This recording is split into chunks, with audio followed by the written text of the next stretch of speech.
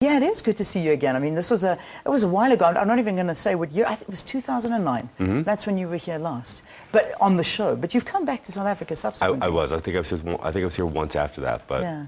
Nice to see you again. Do you enjoy coming back to South Africa? I do. It's a little bit of a flight coming from New York, but it's always been such a warm, well-received welcome. So I like it. Yeah. Do you keep going back to the same countries? Because do you find you build up a relationship with a country? Is that a strange thing to ask? No, you do. You absolutely build up a relationship with the energy of the country. And then if I've embraced Twitter now, so people can find me on Twitter.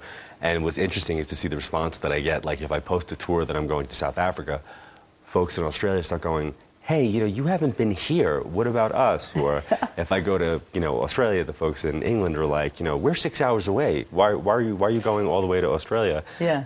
And that's not even to say just, where I go in the States as well. Wow. Well, I mean, that's the first thing that happened here. When we posted this morning that we've got John Edward on the program, is there anything you'd like to know from him? And I mean, my thought was, would they like to ask you a question about right. how you do what you do? That's not what people are doing. No, is my mom okay? Is my dad okay? No, do you see my son? exactly. Like all that kind of stuff. Yeah. So can you do readings over Twitter? Is it possible? It has happened. I every now and again, I'll do a surprise Q&A on Twitter. And the last time I did it, I wound up getting information for some people, just random things. I would read their question and I would get information and I would answer it and they would validate it.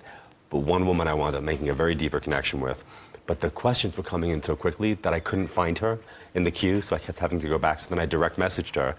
We started doing it privately on direct message, and even still, the information was so much for me that I said, I just need your phone number, I'm gonna call you. And she was like, really? And she's like, I'm in Wales. I'm like, it's okay, I'll call you in Wales. Yeah, I can afford And it went from call. a Twitter Q&A to a direct message reading to I had to call her to get the information out. Wow.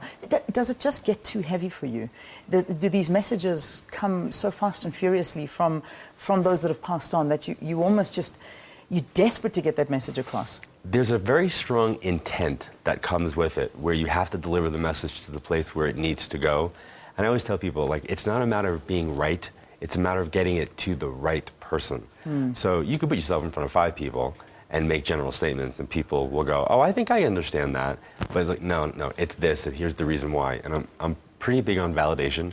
I like things to be backed up. I don't like philosophy to be given as a reading. I like the information, the facts to kind of support that. Yeah. I mean, we've got, for instance, one person who's written in here to say, Leanne, I'd like to send my condolences to the family and the crew of all the passengers on flight MH370. Now, when you walked in here this morning, you said to me, you were listening to the news and you said, is the plane still missing? What's the latest? And, that's what we're reporting on. It's still missing. Right. I think people are under the impression that you speak like, to all dead people. Yeah, like psychic extermination, and as somebody checks into the other side, they find a medium to kind of report back. It is so not like that. I always tell people, I'm human first. So my first reaction is, I was flying when that was going to be taking place. So you go to the normal human place of, this can actually happen. This actually happened. Wow, these people are missing. Then I go to the place of these poor family members aren't going to have closure if they don't know what winds up taking place or what actually did happen. Sometimes when I watch news stories, I actually get information about what happened or what's going to happen. A lot of times I get it in advance and people look like I'm crazy. Yeah. And then when it happens, they'll look at me like, oh my God, I can't believe you got that. Usually a family member, which I shake my head at because they've known me 20 years doing this. But I don't always make connections with big news stories like when somebody passes. Yeah, so that's something you don't. I mean, No. that leads me to my next question, because ever since we opened up the Twitter line, everybody's asking about Mandela. Is he okay? Has he joined another political party on the other side?